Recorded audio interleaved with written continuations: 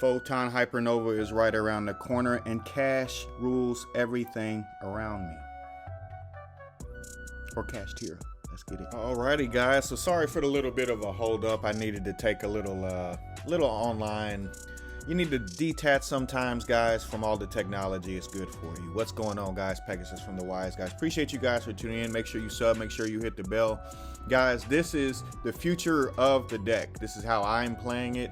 I can be completely wrong. I'm still trying to mess around with stuff, manipulate stuff, figure out if I want to play Prosperity and so on and so forth. But as far as the new cards, I wanted to highlight it this way. That way you could see like the deck list and then where I was coming from. As far as the cards that we already kind of play, you still want to play 3 Fenrirs when all this stuff basically drops in Photon Hypernova. You also have Kashtira Arise-Heart being one of the new cards that basically is going to take the place of Beast, which is the current card that we use to go into 7s really quickly.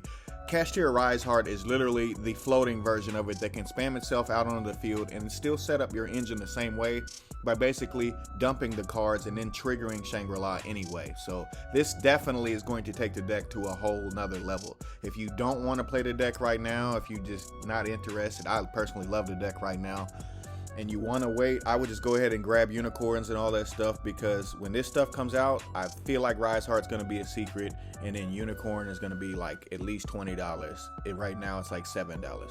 Just trying to help you guys out beforehand. As far as the other cards that you don't know about, you guys know about Fenrir again.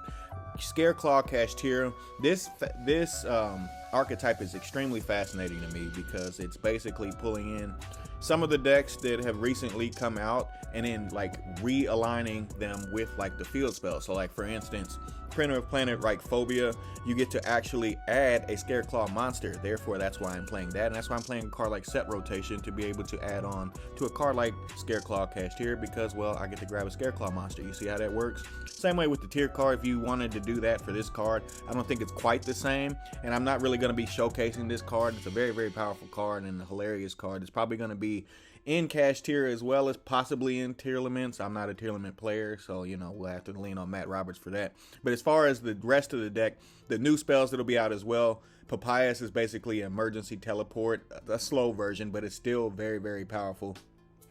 And an Overlap as well is basically like a spot removal or a attack boost. So it says target 1 monster on the field and banish 1 monster with 1500 attack and 2100 defense from your hand, graveyard, or that is face up on the field. And if you do, the targeted monster gains 1500. So sometimes that may be a really powerful effect, but I just don't know about it yet, and it's going to take when the actual meta drops to really figure that out. But its second effect says you can target an effect monster your opponent controls and negate it when it becomes banished. The last card I want to talk about as far as the main deck is concerned is Kashtira Big Bang, which I don't necessarily feel like you'll want to set that often. It's more so going to be banished in the combos that you'll see in a second. And when that triggers, that is going to be extremely ignorant, because as ignorant as that is, it's going to basically help you to pop off in a certain way where the Kashtira monsters are just going to be able to start targeting stuff and then be able to fly out from under material, like their material and then their monsters. And this card is like literally helping you kind of recreate that. Hence the Big Bang creation, you know, creating it out of thin air. That's where they're coming up with that. As far as the extra deck, last but not least, we got to talk about Arise Heart, because sheesh, whoever made this card, as you saw on the community page, they were on that loud pack, and y'all know what I mean.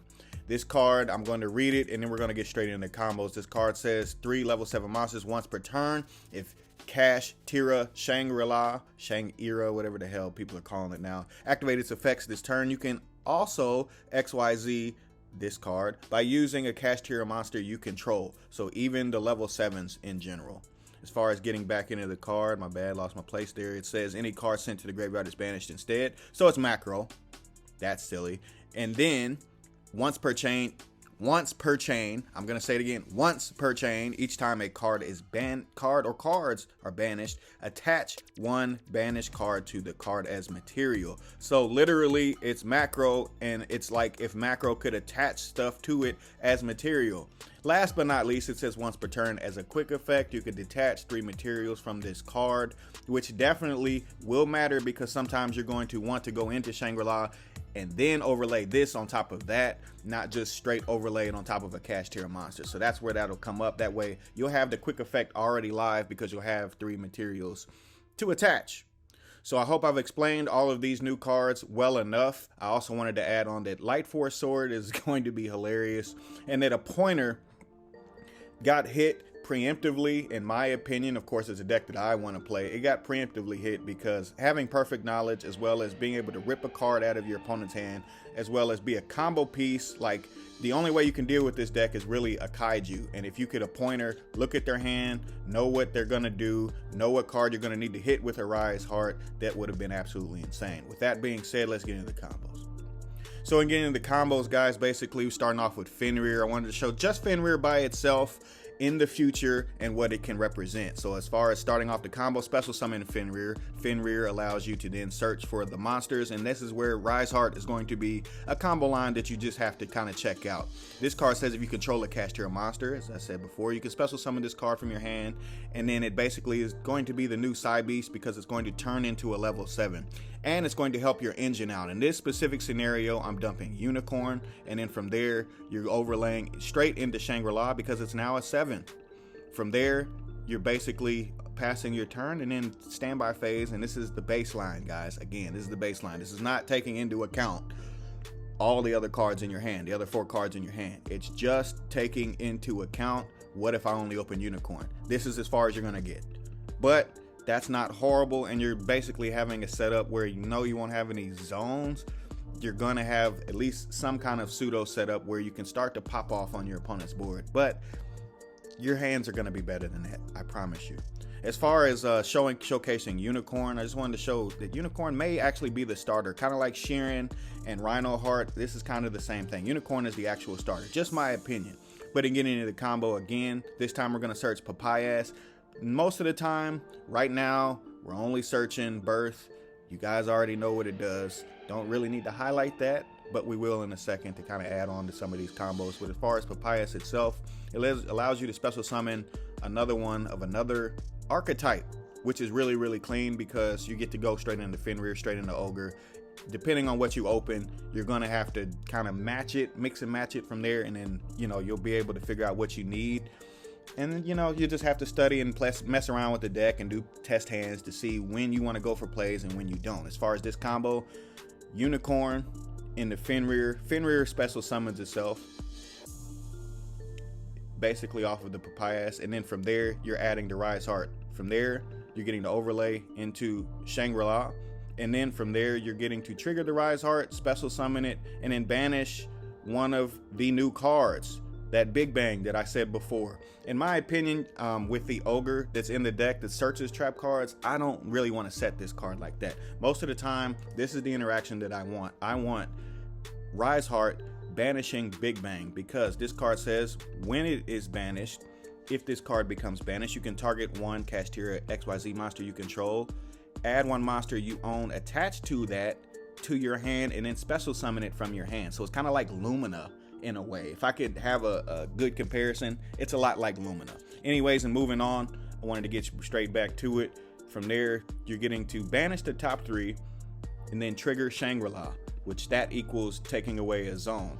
Then the trap card will then get to kind of chain block in a sense if you want to be able to detach and then, you know, special summon out on the field like we said before, and then have Fenrir sitting there waiting. And then you could basically just end the turn with the macro on legs, and then each time something is banished, you get to attach. So it's like, this is the baseline off of the second combo. This not horrible, guys. In my opinion, this deck is definitely going to take an extreme jump, and as you guys see running across your screen, this deck is kind of the only thing that can really have a chance competing with a deck as powerful as a Shizu tier. Moving on, I wanted to talk kind of about what happens when you open Fenrir and Unicorn, simply because, you know, they're both starters in a sense, so it's a lot like Rhino Heart and Sheeran, and how far can you really get with that? In this specific scenario, I wanted to show off Birth. So Unicorn gets to grab Birth, special summoning itself out. Then you activate Birth, and then normal summon the Fenrir. From there, Fenrir gets to trigger, thus adding the Arise-Heart. From there, you're going to overlay directly into Shangri-La. And then again, that's the combo line that I'm finding myself doing a lot, is having 2 level 7s get there pretty quickly, and then special summoning out the Arise-Heart to be able to set up your plays. Now in this specific scenario, again, I'm showing off Big Bang because, well, you know, having this card, getting banished and starting your plays like that with the Shangri-La on the field, you're already way ahead of the game. After that, you're getting to banish the top 3 cards, and then in a different chain, so you don't forget, these 2 start to pop off of each other. From there, the trap card, obviously chain blocking again to protect the Shangri-La. Not that you need the protection like that, but from there, you're getting to overlay, because you brought back a 7 in some kind of sense. You're getting to overlay directly into the Mind Hacker and then trigger this again. From there, you're going directly into the next combo, which is Mind Hacker triggers again, the Shangri-La triggers again, and then everything gets kind of silly. So again, from there, after detaching, you're going to have a level 7 in the graveyard.